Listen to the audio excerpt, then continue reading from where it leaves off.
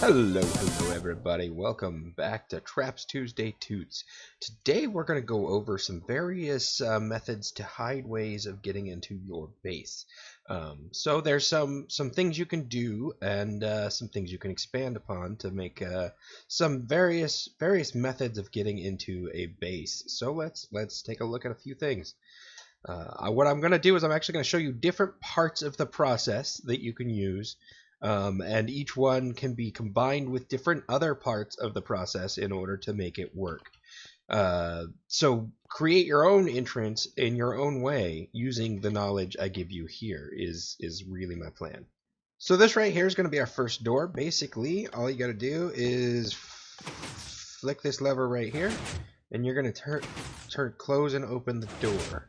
Now, obviously, you probably don't actually want this to be a lever. You want to have some kind of hidden way to activate this, so you're going to not want to do that. If you do a lever, actually, you can lock the door from either side. Right now, from the other side, I can't open it.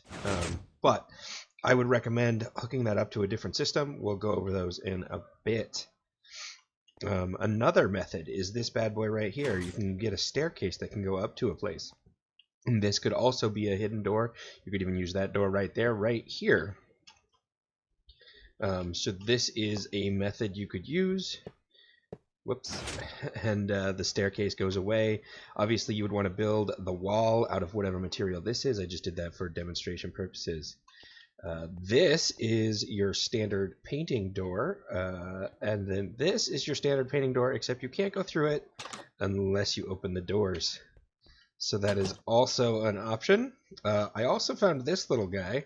If you come up here, you can just walk straight through this map. But if you open the trap door, you can crouch up and then get through. And actually, if you're just quickly walking, you actually don't go through, even if the door is open. So you have to crouch and then uncrouch to be able to get into here. So that's a nifty extra feature right there.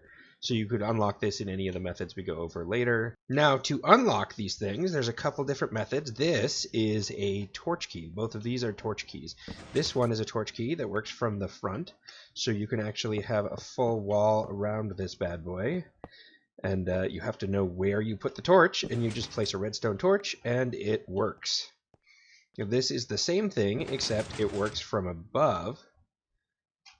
So, this could be a full floor right here, and as long as you know where to put the torch, bam, you get a signal.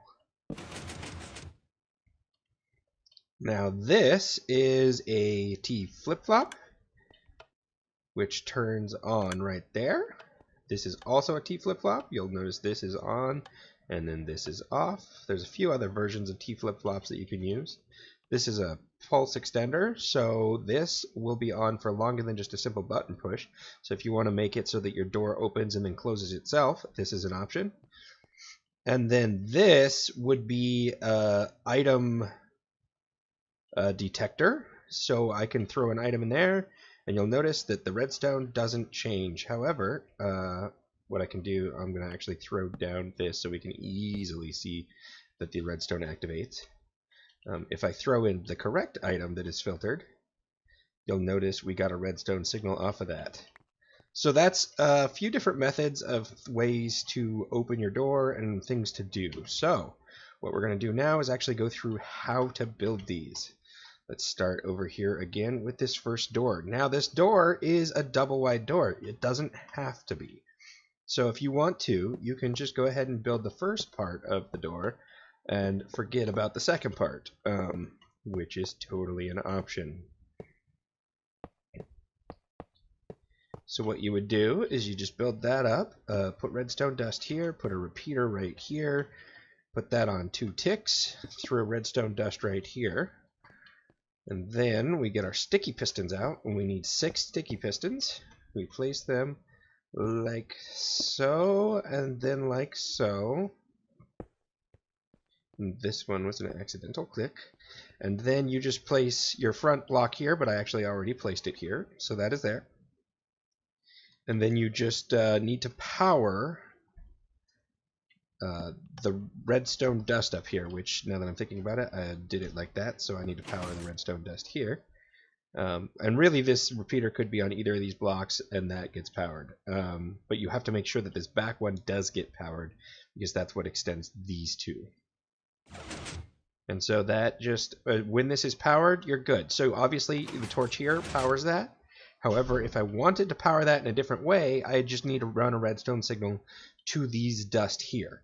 Now, if I want to build it like that, I just duplicate exactly that wall over again.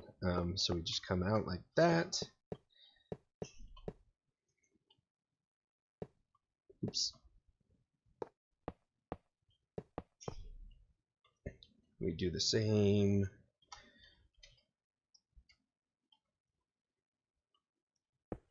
We do the same sticky pistons here. Oh, that's already on the front there. Oh, didn't do the redstone up top. Gotta put the redstone up top, it's very important.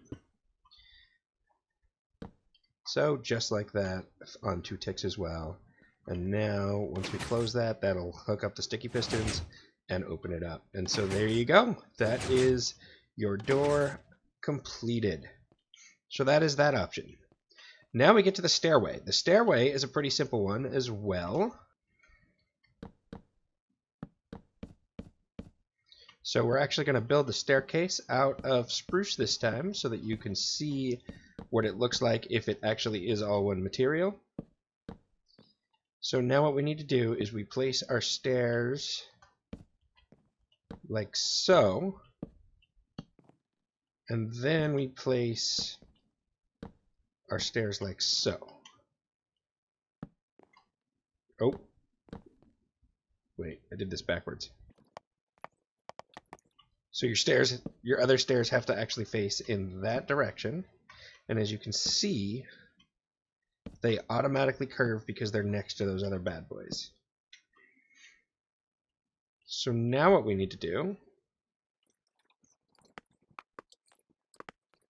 I'm just using these as blocks to place things on.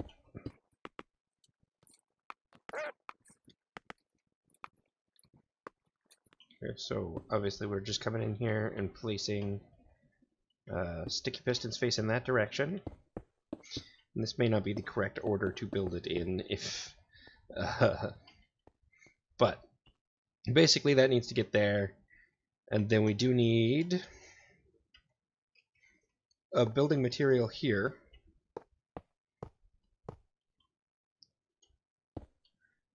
And then this is what needs to get powered.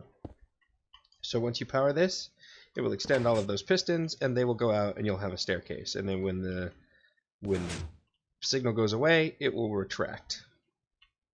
Super simple, super easy. Again, this you can get powered in any of the methods that we have to power any of these doors. You just have to make it work.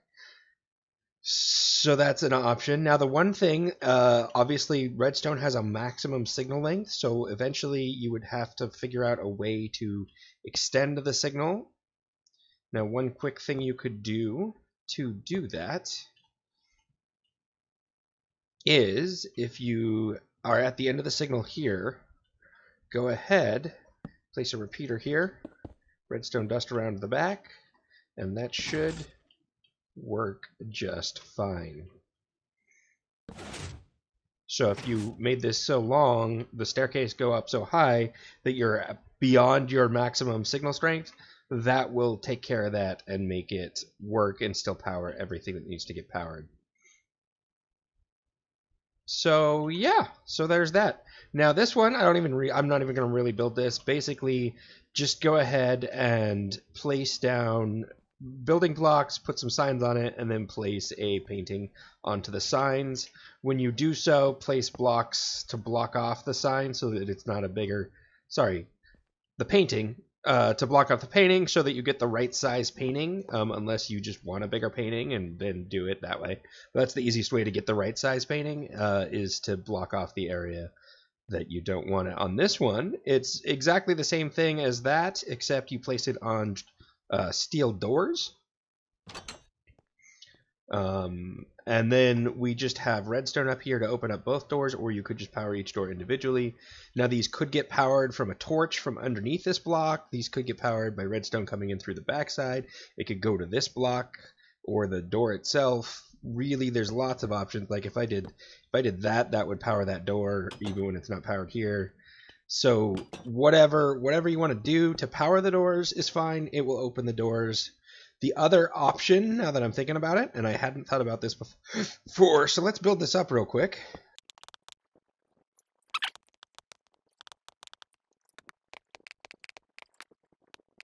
In theory, that would work. So that will actually allow you to then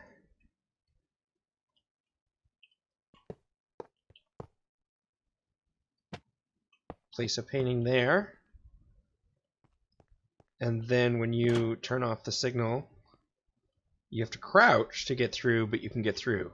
So now you have to know that you have to crouch as well. So even when it is open and unlocked, you still can't just walk through. You have to crouch. So that would actually add an extra layer of security. Obviously, all someone has to do is break the painting, and they'll know exactly what's up. But hopefully people aren't breaking paintings in your buildings, because that means they're certainly not trustworthy because they're griefing. And obviously you could redo this redstone in lots of different ways. Basically you just need to power the 4 trap doors. I just that was my quick, really easy method that made it so that it works, so you can lock it. But again, whatever redstone works. So that is that.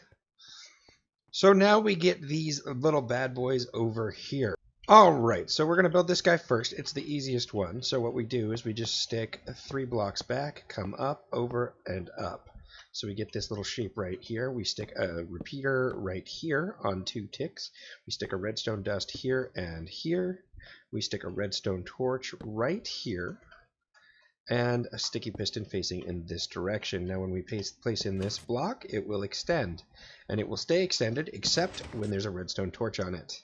And that system is done. Now, as a note, these redstone torches only work, and actually that first door, everything else I think should work in Bedrock. This first door and the redstone torch keys, they only work in Java Edition. So just as a note, that is something you're going to have to deal with.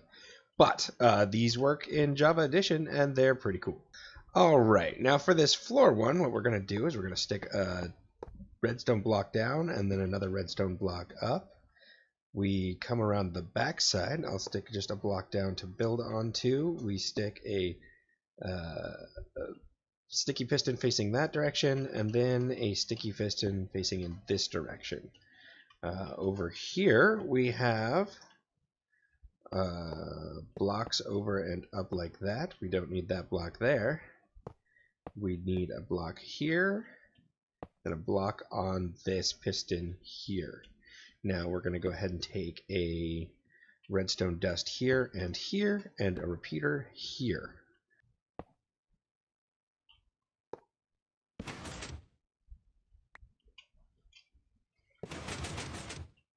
So that will do right there. Now obviously this one does give you like a double tick thing, so I recommend having something that's going to deal with that. I believe that a repeater coming off of this should be fine.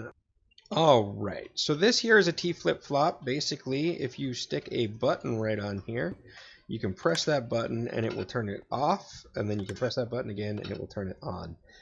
Now you can also send a redstone signal to this in order to activate it and make it do what we want it to do.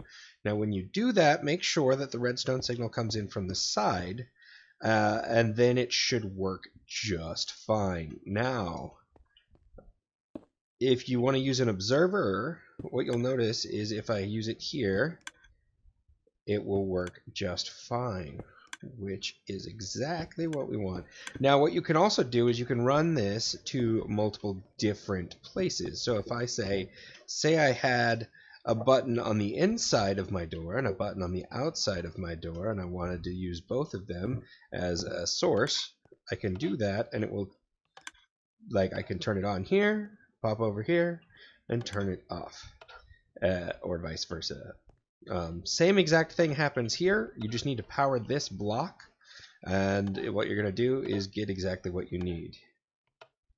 So how these work, this is a pretty simple thing. Basically, you have your droppers.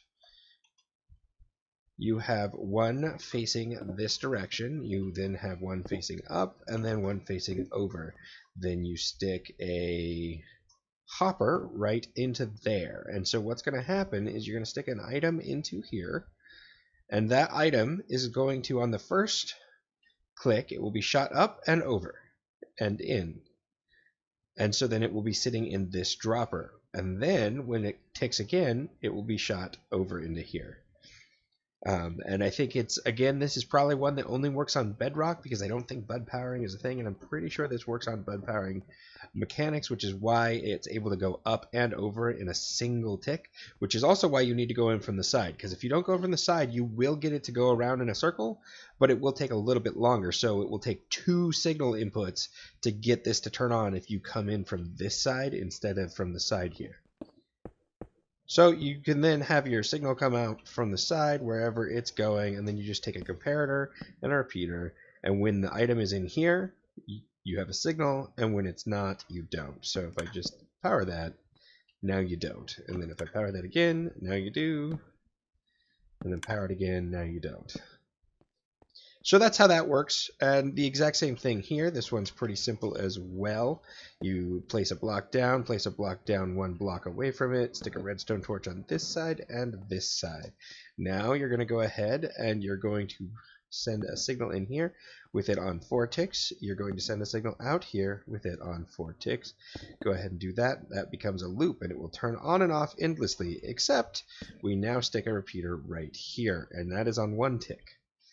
So every time you power this block here, it will cycle. And so you're going to get that to cycle. It takes just a second, and that does exactly what you need. Alright, so this here is a pulse lengthener. You do need a signal long enough to make it go through the full cycle, so you do need to use a button for this. An observer will not work with this. An observer, unfortunately, won't power the whole thing before it cycles, so either it will become a clock repeater, or it just won't even turn on. And neither of those, of course, is a good thing. So you need to use a button for this, or a lever, or lots of other devices, just not an observer. And what you're going to end up with is a longer signal here.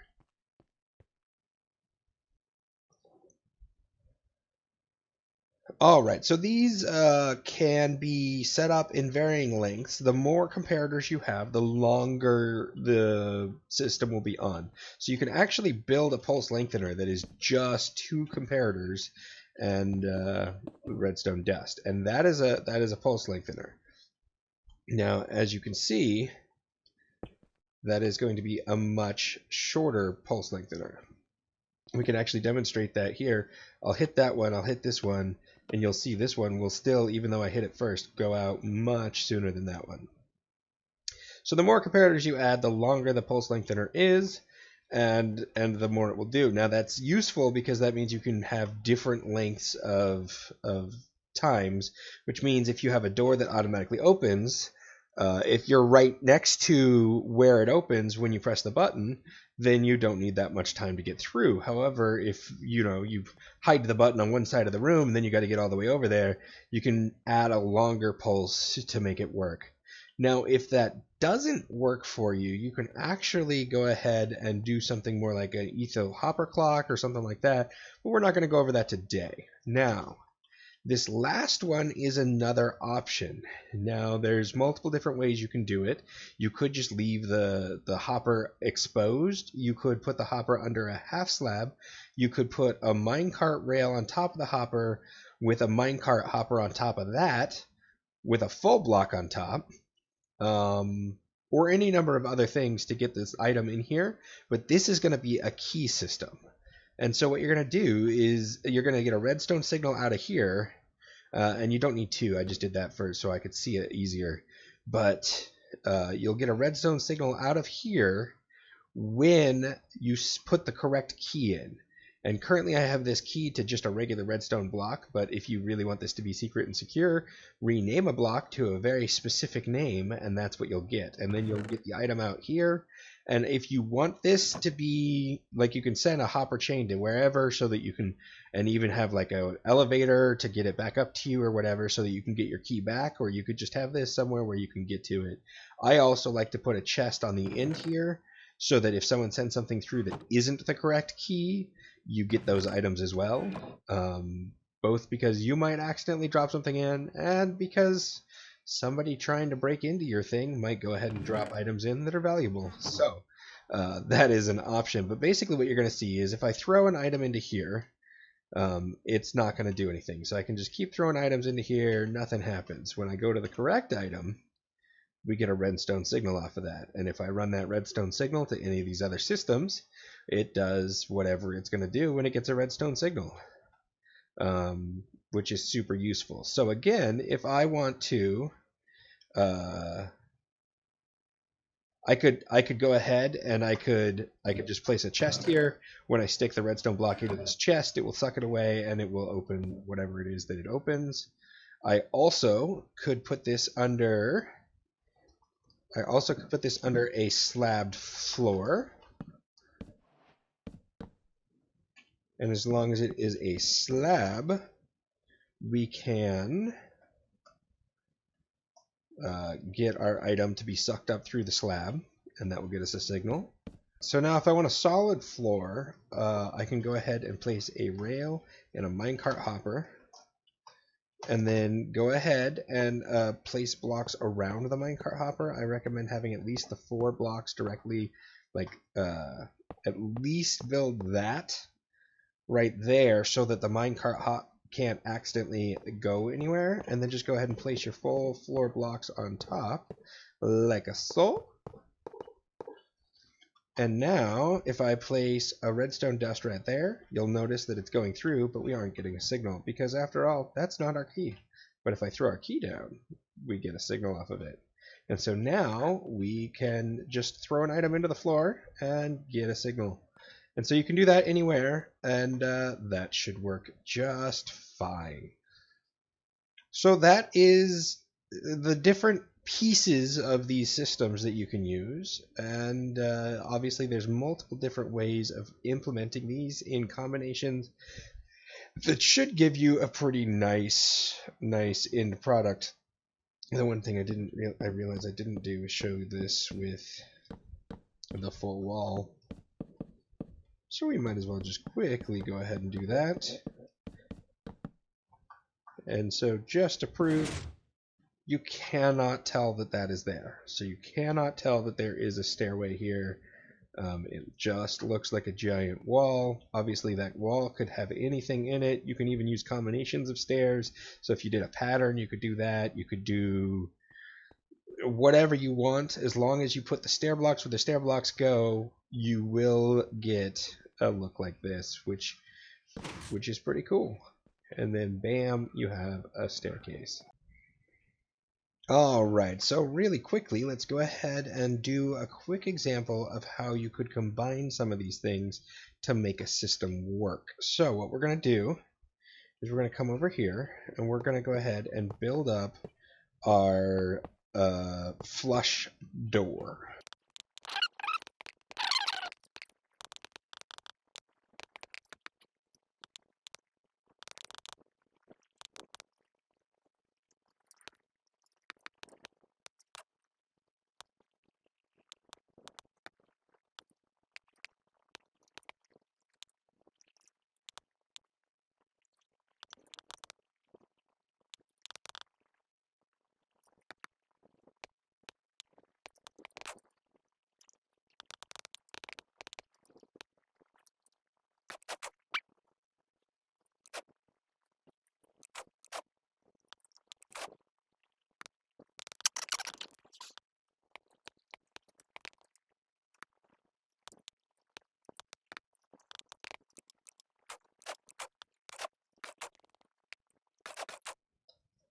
All right, that took me just a quick second to figure out a couple of little problems I made. Again, I told you this over there, and then I totally screwed up right here. You have to make sure there's redstone on both of these blocks. There wouldn't have to be on both of these blocks, so you could move the repeaters over to these two and get rid of those two, but these two have to be there. So that was causing a little bit of a problem with the bottom block here. And then with this guy, I was trying to take a repeater off of this, but that of course made it so that this didn't connect to that block anymore, making this whole system not work. So you do have to make sure that you do that, and then again, make sure that is on 2 ticks. So those are the mistakes I made. If you watched the time lapse there a little bit closely, but what we have here is we do have a fully functional system. So it wouldn't have to be exactly in this orientation, so you could go ahead and make this better so you open up into a bigger world, and this could sprawl out this way a bit more to do all this systems. But this is how I did it really quickly here, and as you can see, this is just one giant iron wall. Obviously you could build this out of any building block, but just one big wall, and you have to know this is the block I stick a redstone torch on to open the door. And then of course if you're coming out, you do a redstone torch there to close the door. And then we ran a signal from this button so you can close the door from the inside as well.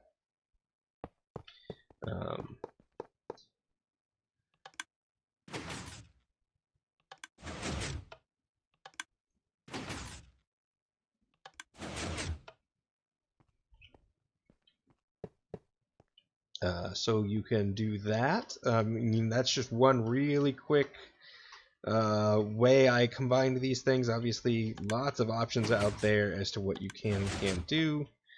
Feel free to come up with your own. Like, I highly recommend it. This is just a quick example of how you can do it. And as you can see, like, you can do whatever you want to any of these blocks, and you're not going to get anything. The second you place one there, you get the signal you need, which is pretty cool. All right, well, that's going to do it for us today. Thank you guys for watching. I hope some of these ideas help you out, maybe help you hide some things from your friends, or keep things safe, or just make things a little cooler for your base.